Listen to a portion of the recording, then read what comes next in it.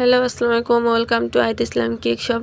সবাই কেমন আছেন প্লিজ জানাবেন। এবং আমিও আলহামদুলিল্লাহ অনেক ভালো আছি। আমার অনেক ঠান্ডা লেগে গেছে। বাবুকে নিয়ে আমি মানে এতটা জার্নি করতে করতে আমার ঠান্ডা লাগছে, বাবুরও অনেক ঠান্ডা লেগে গেছে। কিন্তু তারপরও কিছু করার নেই, আল্লাহ বিপদ দিলে বিপদের সাথে মোকাবেলা করতে হয়। এবং আমি সবসময় স্ট্রং থাকার চেষ্টা করি, কারণ বাবুর আব্বু দেশে থাকে না, দেশের বাইরে থাকে। এর জন্য আমাকে সব কিছু আমার নিজেকে মানে মেনটেন করে চলতে হয়।